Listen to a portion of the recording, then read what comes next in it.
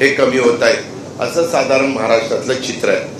आपल्याला आता पक्षप्रवेश आपण तुम्हाला सगळ्यांना देणार आहोत। तो पक्षप्रवेश झाल्यानंतर आपल्याला लगेचच आपल्या आपल्या भागामध्ये सभासद नोंदणीचं काम करावं लागेल। त्याच्यामध्ये पूर्वीपासून राष्ट्रवादीत काम करणारा आता आलेला नवा जुना वाद घालून आपल्याला चालणार नाही।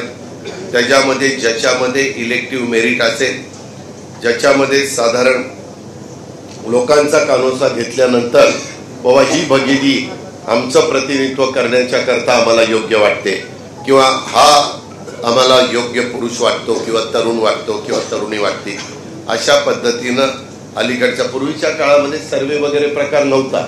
आता सर्वे निघालेला आहे।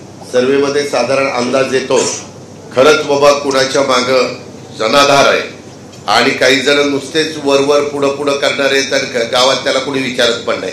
हो, खोटं नाही सांगत असं, म्हणजे मी कितीतरी सांगतो, कोणी वाईट वाटून घेऊ नका। आमच्यासारखे इथं स्टेजवर भाषणं करतात आणि त्याला विचारणार ना तुझी ग्रामपंचायत कोणाकडे आहे, तर ती असली दुसऱ्याकडे, आणि असं भाषण करतो की आपल्याला सल्ले देत असतो। अरे तुझी ग्रामपंचायत पहिली सांभाळणार, किंवा शहरामध्ये काम करत असताना तुझा वॉर्ड पहिल्यांदा तुझ्या विचाराचा म्हणजे पक्षाचा विचाराचा नगरसेवक निवडून आण, आणि मग तू सगळ्यांना मार्गदर्शन कर। अशा पद्धतीनं सगळ्यांनी वागलं पाहिजे। त्याच्यामुळं राष्ट्रवादी काँग्रेस पक्ष तळागाळापासून काम करणारा पक्ष असल्यामुळं माझी आपल्याला विनंती आहे, वडीलधाऱ्यांचे पण आशीर्वाद पाहिजे, त्यांचाही आपल्याला वडीलकीच्या नात्याने सल्ला पाहिजे, परंतु त्याचबरोबर नवे चेहरे देखील ह्या जिल्हा परिषद, तालुका पंचायत, नगरपालिका, महानगरपालिकेच्या निवडणुकीच्या निमित्तानं पुढे आले पाहिजे।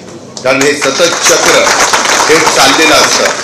नवीन कार्यकर्ते मी अनेकदा उदाहरण देतो, विलासराव देशमुख हयात नाही, आर पाटील हयात नाही, हे सगळे जिल्हा परिषदेनं पुढे आलेले कार्यकर्ते। इवन सुनील तटकरे हे जिल्हा परिषदेचे मागे अध्यक्ष होते, ते जिल्हा परिषदेचे सदस्य होते। मी सहकारातनं पुढे आलेला कार्यकर्ता, असं अनेकांची मी तुम्हाला उदाहरण देईल। एकदम कुणी आईच्या पोटात जन्माला येतं, जरा शिकतं विकतं लगेच कुणी पुढारी होतं असं होत नाही। त्याला गाव पातळीवर, शहर पातळीवर काम करावं लागतं, लोकांचे प्रश्न समजून घ्यावे लागतात, काय समस्या आहे, आणि काम करत असताना त्याच्याबद्दलची विश्वासार्हता त्या भागातल्या लोकांना वाटली पाहिजे। उद्याच्याला कुणालाही भगिनींना पण, आता इथं आमच्या लाडक्या भगिनी बसल्यात, त्यांनाही वाटलं पाहिजे की आपण काम घेऊन जातोय तिथं आपलं काम ते नीटनेटकं ऐकतील आणि चांगल्या पद्धतीनं आपल्याला उत्तर मिळेल।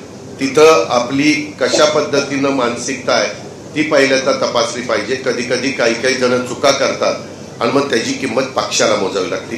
कधी तुम्ही पेपरमध्ये बातम्या वाचता, अमक्या पक्षाच्या अमक्या माणसाने अमकं केलं, पक्ष त्याला सांगत नाही, ती विकृती असते। कुठलाच पक्ष आपला काय, कुठलाही पक्ष, विरोधी पक्ष असू द्यात, सत्ताधारी पक्ष असू द्यात, कुठल्याच पक्षाच्या नेतृत्वाला किंवा त्यांच्या कार्यकारिणीला